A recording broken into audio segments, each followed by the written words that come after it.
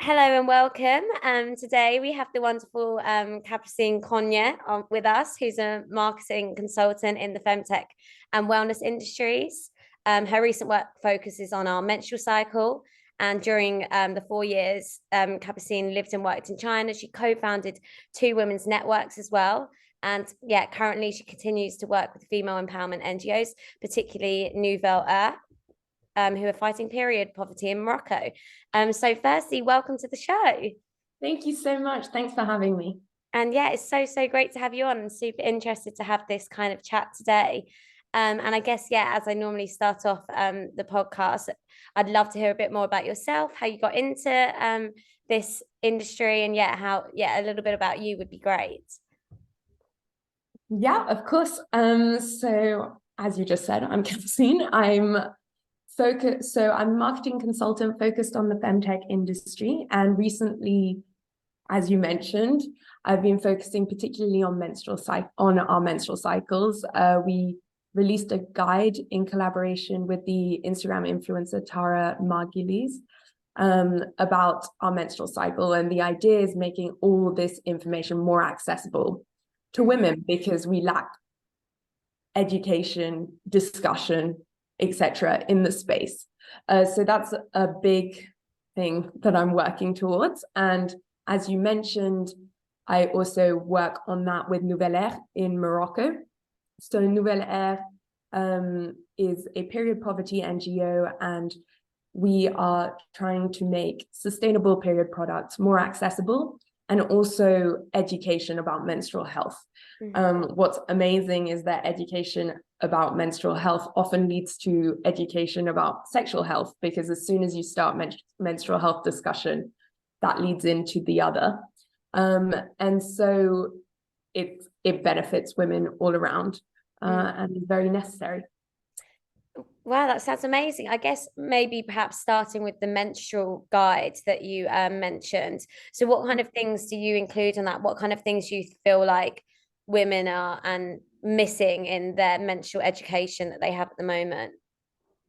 So our menstrual guide, first and foremost, is showing us that menstrual cycles are positive, not just periods have such negative connotations in most societies, to be honest, of the world today. And this leads to shame, guilt, and the wish to not speak about our menstrual health, which is a massive issue. So a big thing that we've done in the menstrual guide is show that our bodies are really incredible. Like there are statistics showing that our brains change throughout our menstrual cycle and awesome things like that, or that the plasma of our periods can have healing qualities on scars, etc.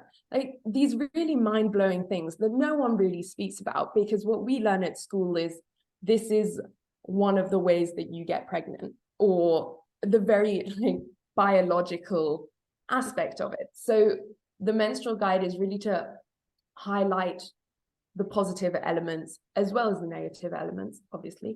The negative elements often being to do with illnesses around the menstrual cycle, and then also talking about the menstrual cycle being more than the period, because so often we equate menstrual, the word menstrual, to periods. And I mean, periods are uncomfortable, but we can't really hide it.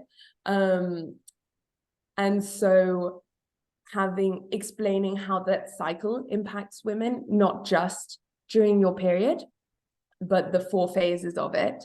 And then we dive deep into period products and contraceptives, because so often we're given a tampon on our first period, or this is what happened to me, on our first period, and then you use tampons for 10 years because you never really thought that there might be something else. And same with contraception. Often people are given the pill and then they don't really see that there are other options out there. So making sure that women know that there are options for them to feel comfortable and them to have great periods, basically. Yeah, no, that's super interesting. I think, do you kind of also expand that education to, say watch out for, what's not normal in a period? Because obviously when we don't have this discussion about it, yeah, it's really important to kind of know what the red flags are if something's not normal. Yeah, so we have a whole section which is sort of menstrual cycle related issues. Yeah. It's a guide about the menstrual cycle and these issues. We're not specialists on these issues, so we basically touch on them and give further resources for anyone who thinks they're experiencing them. Yeah. So is your focus more on the stigma around periods? Yeah. Our focus is more on the phases. So the different phases of your menstrual cycle and how they impact your daily life. That's the primary bit. Okay, cool. And we broaden that into everything else, basically. Okay, well, I'd love to hear a bit more about the work that you do on each of the phases. So yeah, what kind of things you point out? So we've got 4 phases. A lot of people don't know this. Well, 2 main ones, and then within those 2. And our 4 phases are the menstrual phase, so when you have your period, the follicular phase, which is, so I like to compare them to our seasons. So follicular is our spring, which you can kind of see what it means. It's when we're ready to try new things. We're feeling a bit more energized, etc. And then ovulation, which is our summer, and it's when women, obviously this changes from woman to woman, but generally speaking, it's when women feel at their best, they're most confident. And then luteal is our autumn, so before menstrual, and it's sort of when you're dialing back, starting to feel a bit more tired, you need more calories, you need more sleep. And so with every phase, it impacts your immune system, your sleep, your work, your sex drive, literally everything, because hormones. And so, I mean, I'll give an example. I have started tailoring my work around my phases. And so, for instance, in my summer, when I feel most confident, I plan all of my marketing. So I have a big LinkedIn presence, for instance. All of those posts are scheduled in that phase, because that is the energy that I want to bring to social media. And then in the luteal phase, so that's the autumn, we're much better at reviewing and editing. And so, for instance, as a copywriter or content writer, when I have an article planned, I will try. Obviously, sometimes it's not possible. And also, I mean, I do want to highlight, we can do anything in every phase, but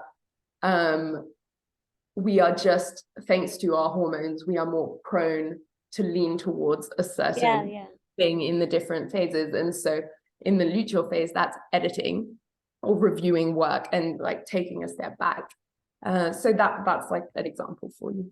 Yeah, no, that's super interesting. I think that kind of takes me on to my next question, because obviously you give this information about what happens and you're in each stage, but I was wondering whether you give specific advice as to, so I know at Screamy we kind of do stuff on exercises for different stages of the menstrual cycle, or what to eat at different stages. So I wonder if you include that as well.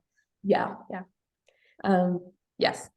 Oh, that's really, really interesting. And what kind of who are you kind of aiming your guide at? So how are you trying to get this guide in? Is it through schools? Is it through different avenues? It's a website. Okay. So it's purely digital, and Tara's, I don't know how many followers she has, but Tara is a Instagram influencer, and her target audience, so she speaks a lot about feminism, menstrual and sexual health, and well-being, etc.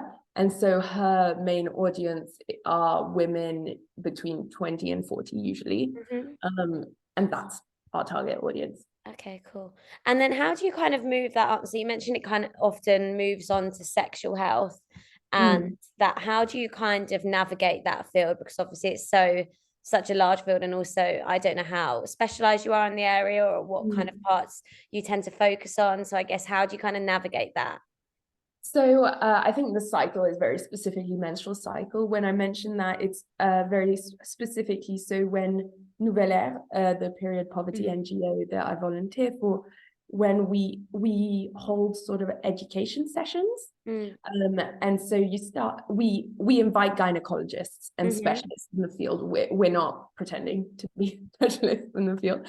And we often invite women because there's a real stigma in Morocco. As soon as a man's in the room, it's really, really hard to speak about these things, which is a shame because men need to be educated on this too. However, step by step, right?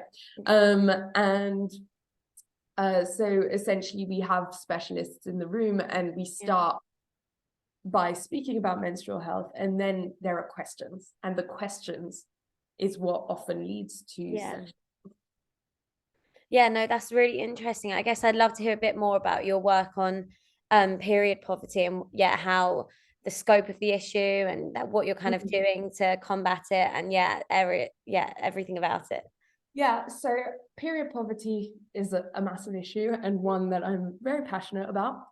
Very, very passionate about. It's a massive issue. It impacts, according to the World Bank, it impacts 500 million women and girls across the globe. That is in the UK just as much as in other countries.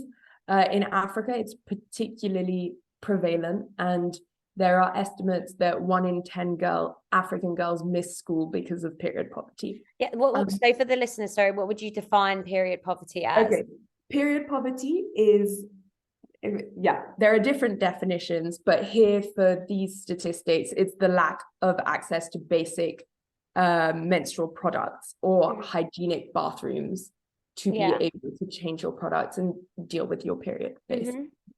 And so I first started being aware of period poverty quite late. I was fundraising for a marathon, and the previous time I had fundraised, the charity was corrupt, and so I was really, it was a disabilities charity, so not period poverty, and I was really passionate about finding a charity to fundraise for that I knew the people and knew for sure that the money that I was fundraising was being used well.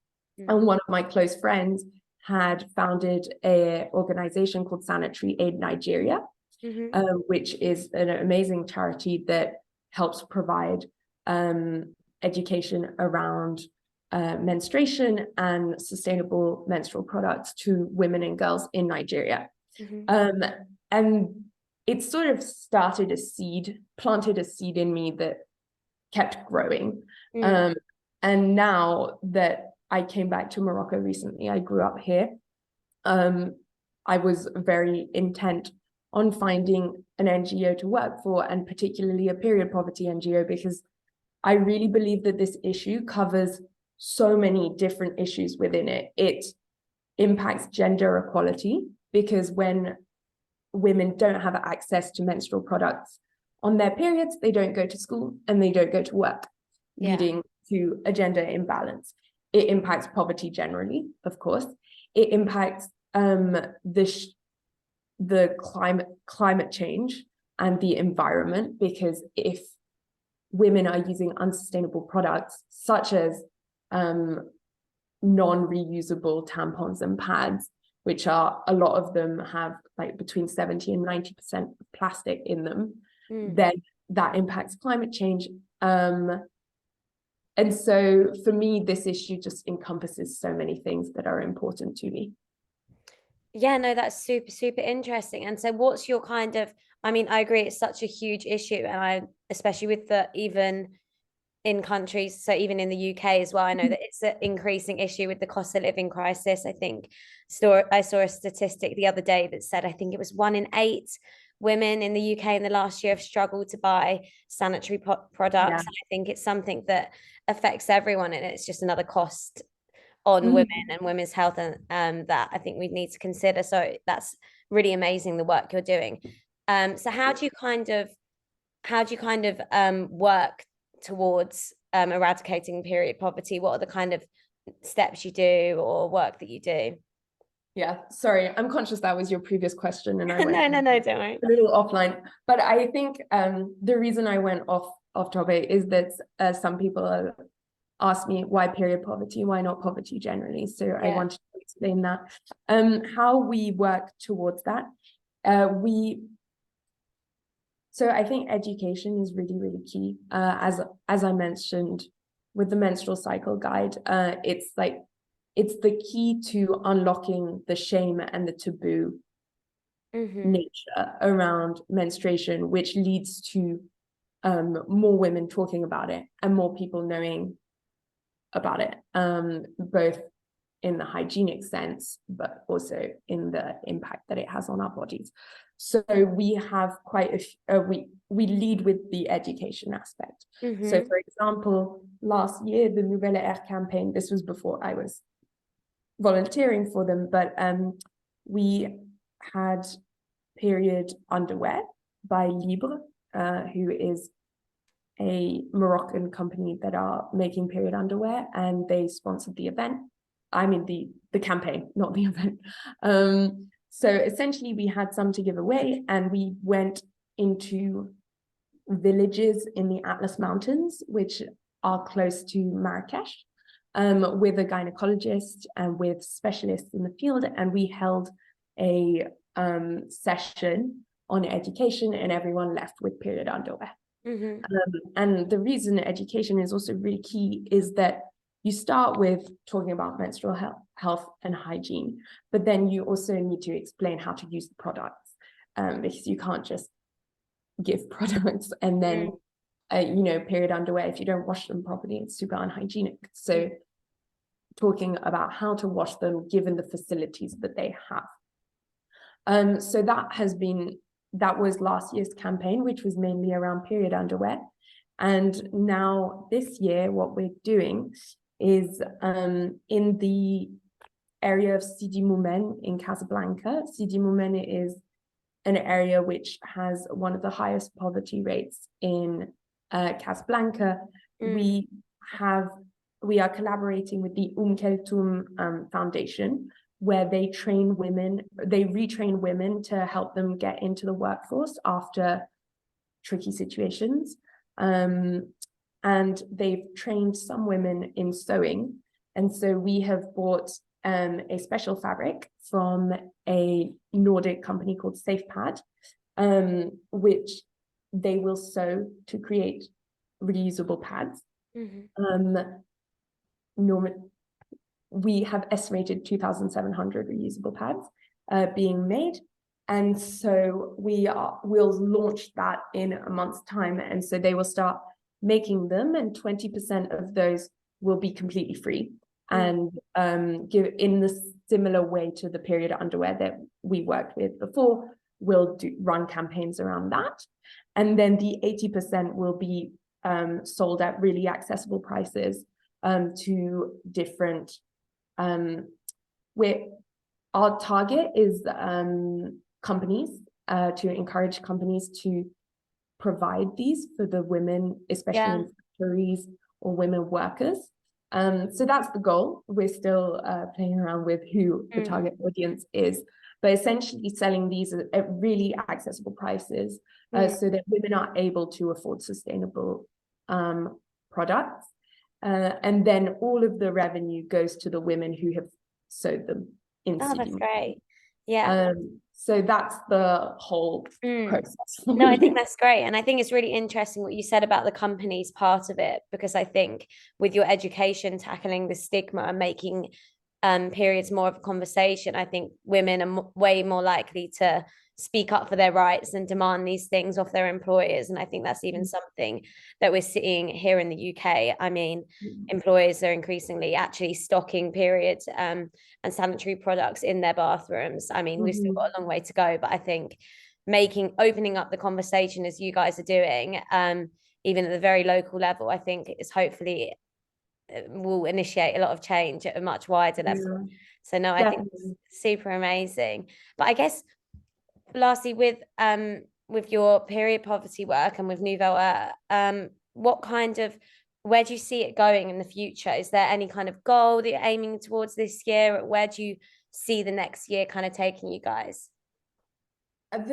For us, the main reason that we're moving towards this model rather than the one-off campaigns is for the sustainability of it. Because if we have some sort of revenue from the sustainable period products being provided to employers, that means that we can reinvest some of it to buy more material to continue. So the idea, like really this year, is to test this model and see if we're able to continue it. And I really believe there's a demand for it, there's a need for it. So fingers crossed. But yeah, that's the main reason behind it, and our main goal is to make this sustainable, both so that the women of Sidi Moumen can be fully dedicated to this project. Right now they're so entrepreneurial, they have so many different things that they're doing, and also so that we're able to every time donate 20% completely, and the 80% as making them accessible to more women. That wasn't grammatically correct, that sentence, but I think the meaning is no, there. I get what you mean. No, that's great. And would you expand beyond Morocco in the future, perhaps, or is that a later goal? Yeah, I think for sure, if we can, yes. I think with period poverty, there are so many little organizations. So another element to think about on a more global scale is how do we make it one? How do we make it one? And I think it's the same with feminism. There are so many different types of feminism, and it's more impactful when you have one. Although I think that it's kind of interesting that the smaller ones are quite good in the fact that each area is slightly different and has slightly different needs. So I think, the work that you're doing, you obviously is so integrated in at a local level. So I think sometimes when things get mashed into one big thing, then it's not always for the best. It's not always, for sure. It's not always a good thing. But I think so if we were to expand, the idea would be to collaborate with local or like join forces. Well, there's so many synergies between what you're doing in Morocco and even with over here in the UK, from my limited knowledge of the work that period poverty here. So I guess just anything to tackle that stigma anywhere is always going to be a good thing. Exactly. And I think in the space, people, I mean, they're really supportive. Same in the femtech space. I think there's really a common mission to help women, essentially. And so it means that NGOs, period products, etc., are very collaborative and supportive with each other, which is really lovely. Yeah, definitely. And I think it's also not just women that you aim to help. I think by helping women, you end up that makes a better and healthier society as a whole. So I think it's super great. And kind of on that, but with the collaboration aspect of things, you've obviously set up your women's network. So I'd love to hear a bit more about that and how, just a bit more in general about that would be great. So that's less on women's health. When I was living in Hong Kong, the most, I'll speak about PP Win, the most recent bigger one. One of my closest colleagues and friends, Siri, and I co-founded a cross-industry women's network, which was location-based in Pacific Place, which is an area in Hong Kong with a lot of office buildings, a lot of banks, but different industries. And so what we did, it was a network, and we had both women and men involved, which it was across different companies, across different industries, and it was a platform to share what companies were doing for gender equality. That was the main purpose. It led to a lot of different events and different things, but that was the founding purpose, because what often tends to happen is that companies go internal and think about what they can do to improve gender equality, and they look at other players in the industry, in their own industry, because it's a very natural competitor and like comparison point. However, there is so much to learn from very different industries, and the women in finance will have a very different experience than women in a real estate company, which is where I was working. So it was fascinating, and I think it really helped foster a community around this purpose, and foster conversations about what types of policies are most effective. And the reality is that within companies, you have to prioritize certain policies over others. You can't suddenly have them all at once, unfortunately. So how do you navigate parental leave? How do you navigate contraceptive health or menstrual health within companies? Those are all topics we discussed.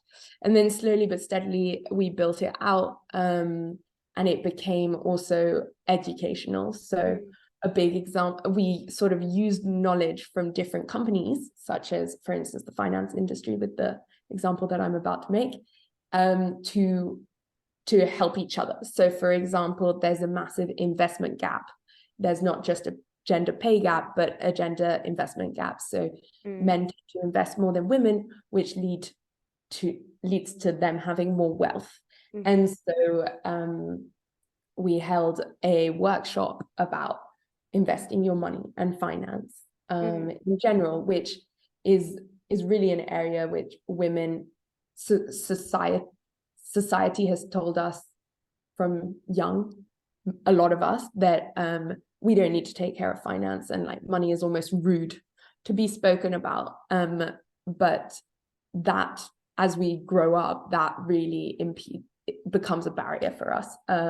So that was one of the things, but we hosted many different events. Yeah. Wow, that sounds amazing. That sounds, super empowering. And I guess, what are your plans for the future with it? Or is it just still as a continued space of kind of sharing different policies and different workshops? Like, where do you see it moving? So I've since left Hong Kong, so it's been quite hard to navigate that. But when I was in Chengdu, I was helping from afar. And so it was linked to another location-based cross-industry network called Taiku Win. It's Women's Inspiration Network. And the hope was to build it throughout different locations in Hong Kong. What's really tough, and what we've encountered with Pacific Place Women's Network, is people move. And so you have these sponsors within companies and they go away.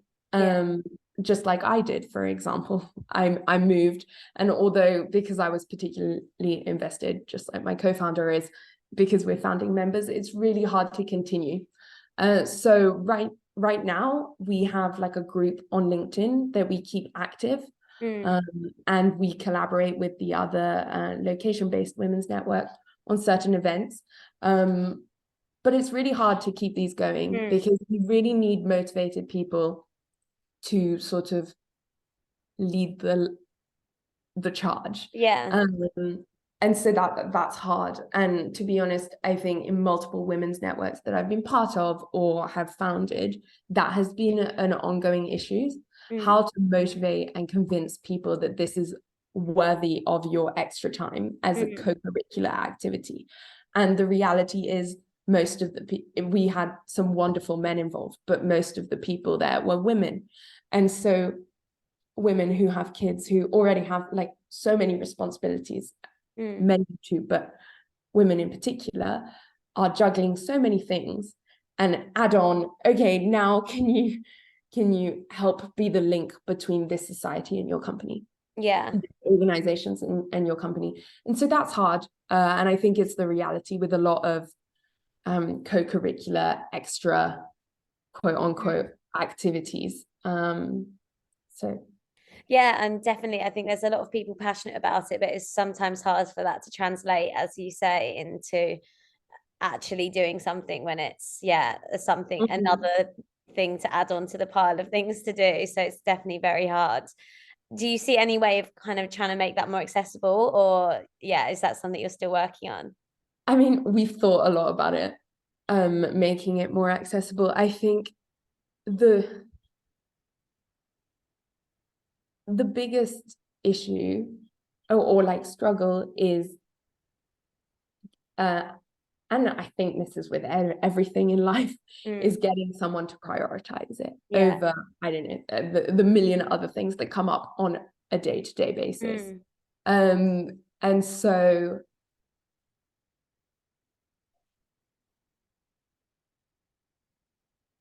I'm just thinking. And so I think that is the fundamental, and so I think what to make an to create organizations or networks that really stand the long term yeah. from the start, there needs to be a foundation getting people's complete buy-in Mm, and sort of making sure that everyone, because as you said, people are motivated, but motivation, turning motivation to action is a different thing. yeah. And I think the fundamental is how to get people to prioritize it, and Yeah. then afterwards it's putting systems in place. Yeah. um we had systems, so I think the issue is really the former, and Hong Kong is a place with lots of movement, Mm, a lot. You have a lot of expats coming in and out, yeah. particularly with COVID. Mm, So yeah, I mean, those are my reflections on it. I think mm. there are some things we would have done differently, but I do think we did most of what was in our capacity to do. No, yeah, Um, that's really great, I think. And I think, yeah, the work you did around education is also super great because I guess it kind of, when the education is out there, people then know what to do and they can do that in their own mm, time. So I think that's also a pathway forward, is making that education and knowledge accessible like you did by sharing these policies that women wouldn't themselves, or women or men wouldn't themselves have time to look up in between like mm, different companies. So I think making that accessible is definitely a way forward so that people can then have the yeah. knowledge and then decide what to do with that as they wish, and that's completely their decision. But I think Mhm. that's great. But yeah, I guess that's all of my questions. And thank you so much for coming on. And I guess, is there anything else that you want to say before we close up? I'm trying to think. I don't think so in particular. Thank you so much for all your questions. It's been such a pleasure. Oh, it's been so lovely to have you. Have a lovely day. Thank you. Bye, Jess.